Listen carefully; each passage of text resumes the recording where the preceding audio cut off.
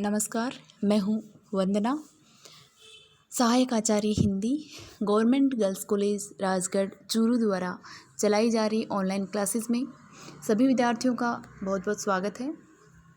विद्यार्थियों, आज का अपना टॉपिक बीए पार्ट प्रथम वर्ष की कक्षा से संबंधित रहेगा। आज हम पढ़ेंगे चंद्रधर शर्मा गुलेरी जी का साहित्यिक परिचय, उनका जीवन परिचय एवं उनकी सुप्रसिद्ध कहानी उसने कहा था के बारे में पढ़ेंगे। तो चलिए देखते हैं चंद्रधर शर्मा गुलेरी जी के बारे में। सन 1883 में इनका जन्म हुआ था। 12 सितंबर 1922 हिंदी के कथाकार, व्यंग्यकार तथा निबंधकार थे। मूलतः हिमाचल प्रदेश के गुलेर गांव के वासी ज्योतिर्विद महामहोपाध्याय पंडित शिवराम शास्त्री राज सम्मान पाकर जयपुर राजस्थान में बस गए थे। उनकी तीसरी पत्नी लक्ष्मी देवी के ने सन 1883 में चंद्रधर को जन्म दिया। घर में बालक को संस्कृत भाषा, वेद पुराण आदि के अध्ययन, पूजा पाठ, संध्या वंदन तथा धार्मिक कर्म कांड का वातावरण मिला और मेधावी चंद्रधर ने इन सभी संस्कारों और विद्याओं को आत्मसात किया।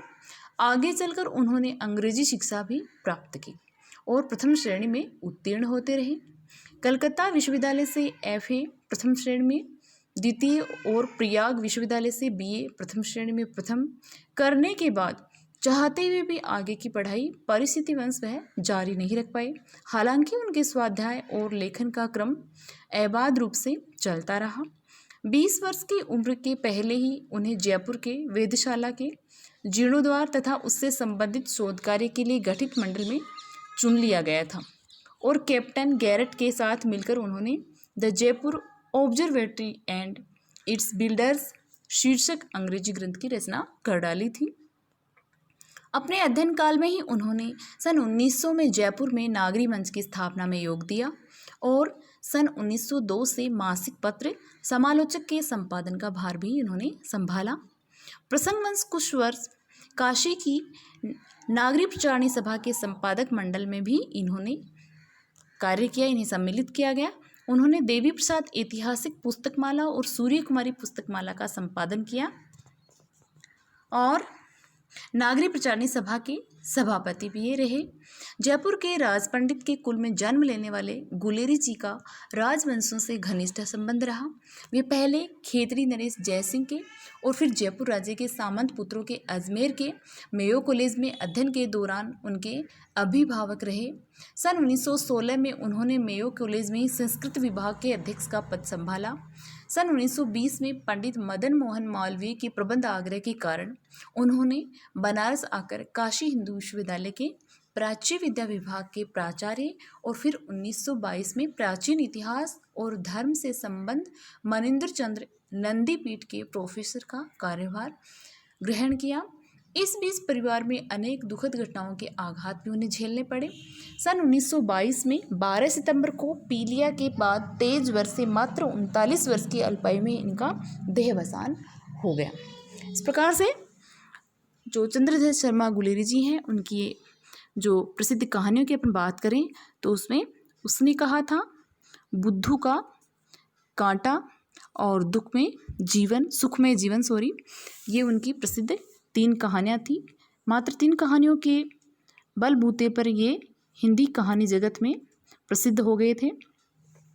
आज हम उनकी कहानी पढ़ेंगे, उसने कहा था। तो चलिए देखते हैं उसने कहा था कहानी।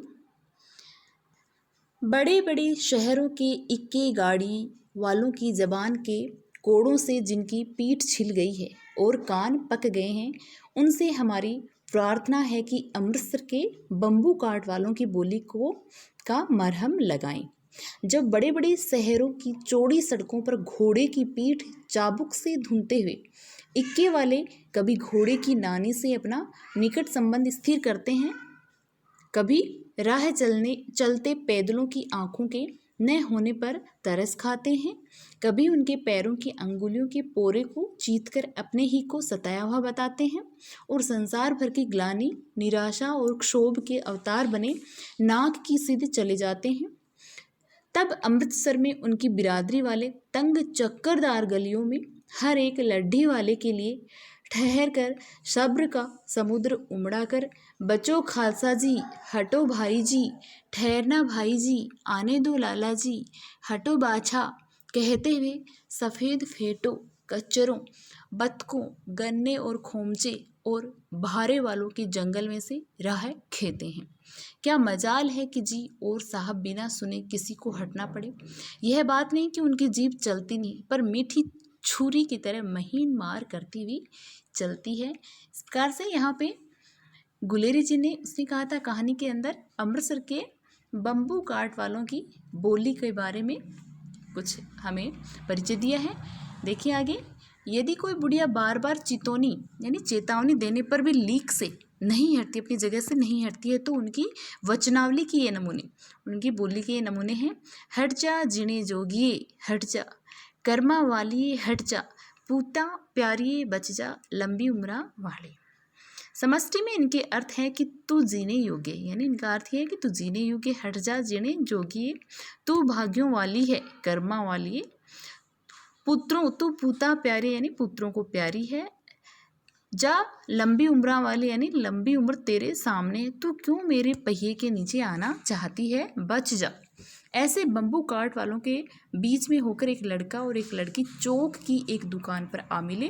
उसके बालों और इसके ढीले सूतनों से जान पड़ता था कि दोनों सिख हैं। वह अपनी मामा के केस धोने के लिए दही लेने आया था और यह रसोई के लिए बढ़िया लेने आई थी। दुकानदार के एक परदेसी से गुथ रहा था जो शेर भर गीले पापड़ों की गड्डी को गिने बिना हटता नहीं था वहाँ से। तो इतनी देर आपस में बात करते हैं।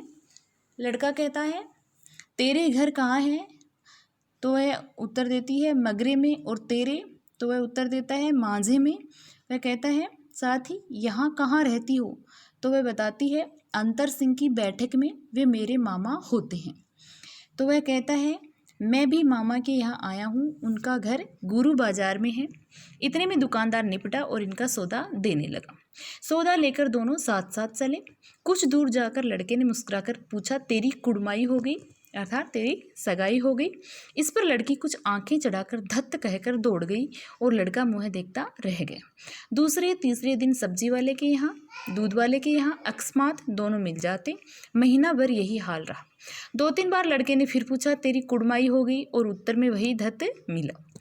एक दिन जब फिर लड़के ने वैसे ही हंसी में चिढ़ाने के लिए पूछा, तो लड़की लड़के की संभावना के विरुद्ध बोली हाँ हो गई। तो लड़का पूछता है कब, कल, देखते नहीं यह रेशम से कढ़ा हुआ शालू। लड़की भाग गई। लड़के ने घर की राह ली।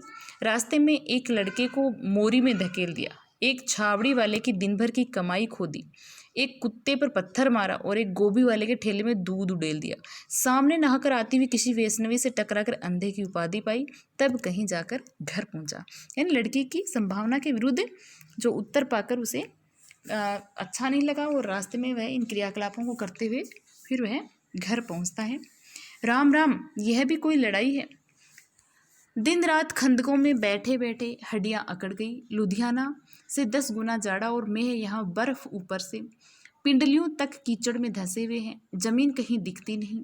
घंटे 2 घंटे में कान के पर्दे फोड़ने वाले धमाके के साथ सारी खंदक हिल जाती है और 100 गज धरती उछल पड़ती है। इस गेबी गोले से बचे तो कोई लड़े। नगर कोट का जलजला सुना था। यहाँ दिन में 25 जलजले होते हैं। जो कहीं खंदक से बाहर साफा या कोहनी निकल गई तो चटाक से गोली लगती है। न मालूम बेईमान मिट्टी में लेटे हुए हैं या घास की पत्तियों में छिपे रहते हैं। लहना सिंह और 3 दिन हैं, 4 तो खंदक में बिता ही दिए। परसों रिलीफ आ जाएगी और फिर 7 दिन की छुट्टी मिल जाएगी। अपने हाथों झटका करेंगे और पेट भर खाकर सो रहेंगे। उसी फिरंगी मेम के बाग में मखमल का सी हरी भरी घास है, फल और दूध की वर्षा कर देती है। लाख कहते हैं दाम नहीं लेती, कहती है तुम राजा हो, मेरे मुल्क को बचाने आए हो। 4 दिन तक पलक नहीं झपी। बिना फेरे घोड़ा बिगड़ता है और बिना लड़े सिपाही। मुझे तो संगीन चढ़ाकर मार्च का हुक्म मिल जाए, फिर 7 जर्मनों को अकेला मार कर न लौटूं तो मुझे दरबार साहब की देहली पर मत्था टेकना नसीब न हो। पाजी कहीं के कलों के घोड़े संगीन देखते ही मुंह फाड़ देते हैं और पैर पकड़ने लगते हैं। यूं अंधेरे में 30-30 मन का गोला फेंकते हैं। उस दिन धावा किया था, 4 मील तक एक जर्मन नहीं छोड़ा था। पीछे जनरल ने हट आने का कमान दिया, नहीं तो सीधे बर्लिन पहुंच जाते। क्यों? सूबेदार हजारा सिंह ने मुस्कुराकर कहा, लड़ाई के मामले जमादार या नायक के चलाए नहीं चलते। बड़े अफसर दूर की सोचते हैं। 300 मील का सामना है, एक तरफ बढ़ गए तो क्या होगा? सूबेदार जी, सच है, लहना सिंह बोला, पर करें क्या? हड्डियों हड्डियों में तो जाड़ा धंस गया है। सूर्य निकलता नहीं और खाई में दोनों तरफ से चंबे की बावलियों के से सोते झर रहे हैं। एक धावा हो जाए तो गर्मी आ जाए। उद्यमी उठ, सिगड़ी में कोयले डाल। वजीरा सिंह, तुम 4 जने बाल्टियां लेकर खाई का पानी बाहर फेंको। माहा सिंह, शाम हो गई, खाई के दरवाजे का पहरा बदल दे। यह कहते हुए सूबेदार सारी खंदक में चक्कर लगाने लगे। वजीरा सिंह पलटन का विदूषक था। विदूषक यानी हंसी ठिठोली करने वाला। बाल्टी में गंदला पानी भरकर खाई के बाहर फेंकता हुआ बोला, मैं पादा बन गया हूँ, करो जर्मनी के बादशाह का तर्पण। इस पर सब खिलखिला पड़े और उदासी के बादल फट गए। लहना सिंह ने दूसरी बाल्टी भरकर उसके हाथ में देकर कहा, अपनी बाड़ी के खरबूजों में पानी दो, ऐसा खाद का पानी पंजाब भर में नहीं मिलेगा। हाँ, देश क्या है, स्वर्ग है। मैं तो लड़ाई के बाद सरकार के 10 घुमाऊ जमीन यहाँ मांग लूँगा और फलों के बूटे लगाऊंगा। लाड़ी होरा को भी यहाँ बुला लोगे, या वहीं दूध पिलाने वाली फिरंगी में? चुप कर, यहाँ वालों को शर्म तो आती नहीं। देश देश की चाल है। आज तक मैं उसे समझा न सका कि सिख तंबाकू नहीं पीते, वह सिगरेट देने में हट करती है, ओठों में लगाना चाहती है और मैं पीछे हटता हूँ तो समझती है कि राजा बुरा मान गया, अब मेरे मुल्क के लिए लड़ेगा नहीं। अच्छा, अब बोधा सिंह कैसा है? तो वह जवाब देता है, अच्छा है, जैसे मैं जानता ही न हूँ। रात भर तुम अपने कंबल उसे ओढ़ाते हो और आप सिगड़ी के सहारे गुजर करते हो।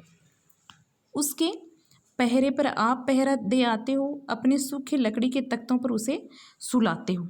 आप कीचड़ में पड़े रहते हो, कहीं तुमने मांदे पड़ जाना। जाड़ा क्या है, मौत है, और निमोनिया से मरने वालों को मुरब्बे नहीं मिला करते। मेरा डर मत करो, मैं तो बुलेल की खड्ड के किनारे मरूंगा। भाई कीरत सिंह की गोदी पर मेरा सिर होगा और मेरे हाथ के लगाए हुए आंगन के आम के पेड़ की छाया होगी। वजीरा सिंह ने त्योरी चढ़ाकर कहा, क्या मरने मारने की बात लगाई है? मरे जर्मनी और तुर्क। हाँ भाइयों, कैसे?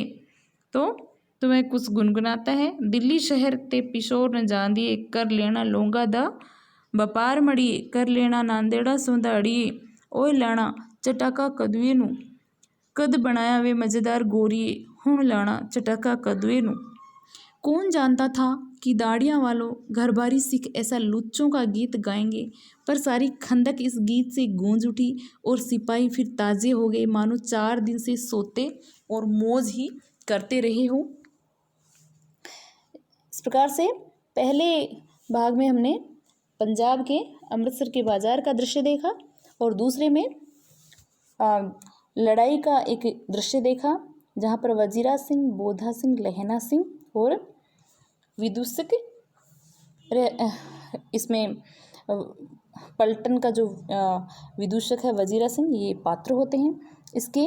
इस प्रकार अब आगे कहानी का जो अगला भाग है वो अगले वीडियो में हम देखेंगे। बहुत बहुत धन्यवाद।